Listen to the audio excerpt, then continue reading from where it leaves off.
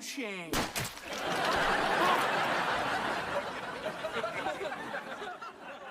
Deliciously played, Chuck. Deliciously played. Welcome to the Third Wind channel, and boy do we got a good episode to review today. Today we'll review the second episode of the second season of the iCarly reboot, and this is probably my favorite episode of the reboot so far. Just so much to talk about and so many returning characters. Quick spoiler warning, and let's get into this episode called iObject, Lewbert. First up, let's talk about our two main plot points going on in this episode. A, we got the suing of iCarly by Lewbert, and B, we got Harper and Millicent bonding. The first of our two main plot lines concludes with just the strangest consequences, like Freddie's mom sleeping with Lewbert, Chuck getting his revenge, Guppy wishing everyone a happy birthday once again, and iCarly getting sued for $250,000, which Spencer pays for. If this was the original iCarly, I bet a story like this could have been a 1-hour special. I can just imagine the Nickelodeon-style promo for that. Our second plotline with Millicent and Harper ends with Millicent and Harper having a stronger bond and the return of Olive from last season, who seems to be Millicent's only friend. Also, Harper loses a date. More on that later. Next, let's take a look at the events of this episode through the eyes of our characters, starting, like always, with Carly, of course. Carly is starting to get into the flow of making iCarly content again, bringing back old bits, rehashed, and having fun with it. However, demons from the past come back, and it's time for Carly to bear consequences for her past actions in the form of Lewbert. Voice. Hello, Carly. Carly still has a distorted view of the past, thinking things they did to Lewbert were justified just because he was weird or crazy, similarly to how Gibby was treated at times. Due to this, she's also confident in winning the court case blindly, without any preparation, and again, this naiveness loses her the court case.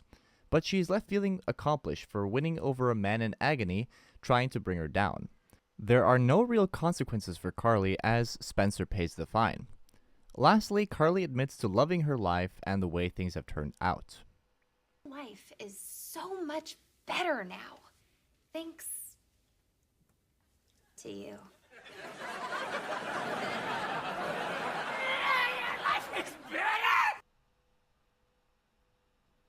Although Freddie was out of focus this episode, a few very important things should be brought up.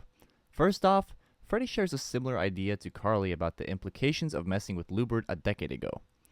Also, Freddie's mom is now dating Lewbert. This must be bringing up childhood trauma like crazy for him. Poor guy. And now, most importantly, when Lewbert brought Freddie up to the stage, he got Freddie to cry over the realization of how Carly has been treating him for all these years. Wow. This was treated as a joking matter, but I really hope it makes an impact on the Freddie arc. Now, aren't you back where you started, producing iCarly, doing her bidding, even entering into a fake relationship, all for whose benefit? Carly.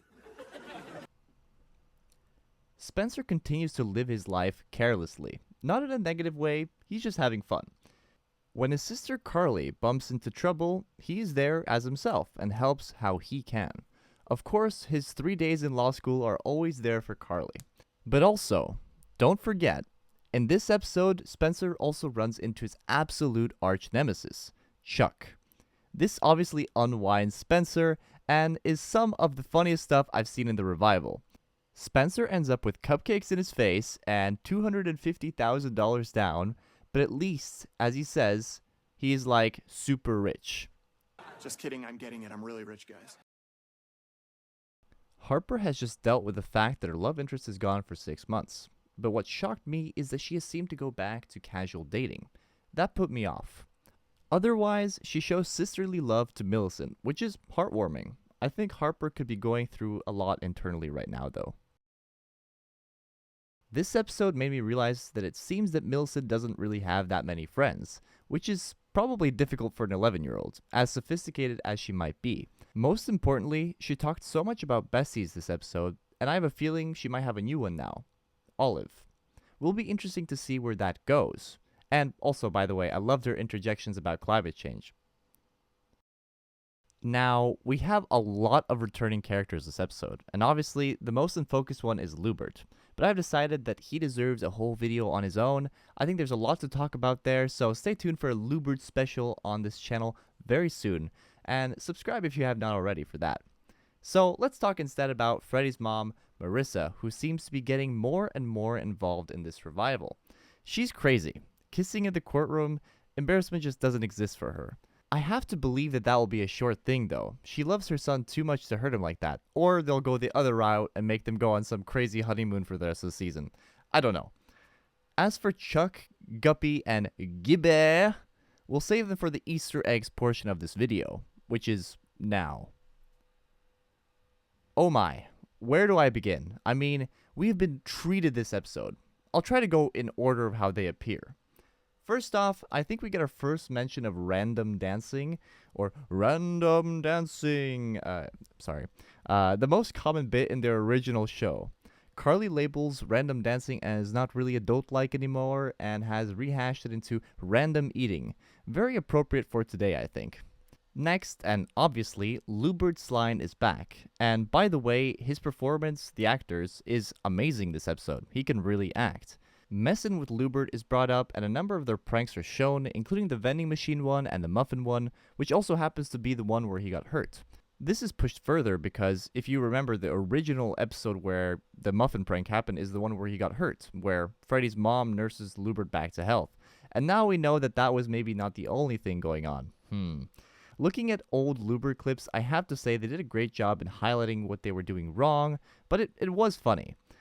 I'll have to save everything else about Lewbert for the Lewbert special video, but I will mention I love the part in the courtroom where he goes crazy and the wart is revealed. Oh man, it's amazing. But yeah, I'll save that for later.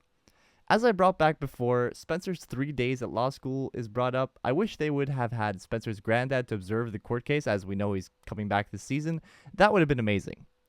Many mentions of the Bushwell appear, the building where they lived and still live now. It's the one you see before some scenes. Now, they have also officially recognized the event of Freddie getting hit by a taco truck to save Carly, and how she might have loved him out of pity. Love every mention of this famous original episode. It was also brought up that they had originally tested the name WeCarly instead of iCarly. I wonder if this is a story thing or a behind-the-scenes thing. Very interesting. Then, we get the grandest return of Guppy and his famous line, "Happy birthday." It's beautiful. Guppy mentions something else that's very important as well. Gibber, who is finally mentioned in the revival after 15 episodes. Holy cow, that took a long time. We see a picture of him taken straight off of Google Images, which is actually fun to see, as I've used that exact same picture for a thumbnail, but the most important mention about Gibby is something that the actor Noah Monk has said about Gibby himself, that Gibby was not always willingly the butt of the joke. iCarly and the revival are making it very clear that they are retrospectively trying to understand many things in the original that were not ethical. I was happy to see our cast chant Gibby's name. I love it. I love Gibby, and more on Gibby in another video. I'm just glad. You think we're done with Easter eggs? No. I love how the last episode, episode 1, had maybe 1 Easter egg, and this one has like more than 10. But let's move on. Chuck is back. Chuck's return might have been the funniest to me. The way he walks in with a box and makes Spencer go crazy, amazing. The fact that he says that Spencer put him in a cage and sprayed him with suspicious liquid made me die of laughter. It's so good. The callbacks to all these classic Chuck events make me happy. Even a subtle mention to Carly being his tutor and teaching him a new number that doesn't exist. Lastly, the events of I Goodbye are brought up, the beautiful ending of the original iCarly. The fact that because Lewbert sneezed in Spencer's mouth and made him sick, which by the way he does again in this episode, very funny, but because of that, Carly ends up going to the father-daughter dance with her dad, which in turn makes her go to Italy. The fact that they bring it up like that ties the original and the revival together so well. A great moment in this episode. Freddie is brought to tears when he remembers that Carly would not go to the dance with him. Poor guy. Finally, we've gotten through all the Easter eggs I found. I love this episode. I could go on, but I'll save more for the in-depth looks that we'll do in the next week. There is so much to analyze, so for the purposes of this video not being too long, I'm going to focus on the takeaways and the highlighted scene more, and save most of the analysis for later. Let's start with a scene I would like to highlight in this episode. Scene 7. Similarly to how I highlighted a Freddie scene in episode 1, I'm going to do so again in this episode. I feel it's important for the overarching story of the two throughout this season. In this scene, Freddie is confronted by Lewbert about how he has been treated by Carly since he's known her. This brings up so many feelings that it brings Freddie to tears. It makes him emotional. Just hearing him say everything out loud changes Freddie. I think if anything, this is proof that Freddie still has feelings for Carly. It means so much to him to satisfy Carly that he will put everything on the line, like he has. This event needs to be brought up in the next episodes by Carly and Freddie alone. I hope for the sake of the story it does. So only when you are hurt. Sounds less like love and more like pity. Well, if you're gonna go off of how it sounds and looks and is, then yes. And for those curious, I said last episode that there were 12 scenes in that one. This one had 14. I think it was also a minute longer, just if you're curious. First up, is it normal for someone in love with someone else to just go casually date? I guess so, but it feels ingenuine. Which is why I was surprised to see Harper on a date, especially after the last episode. Next, Spencer is clearly mega rich if he waves off 250 grand like it's nothing.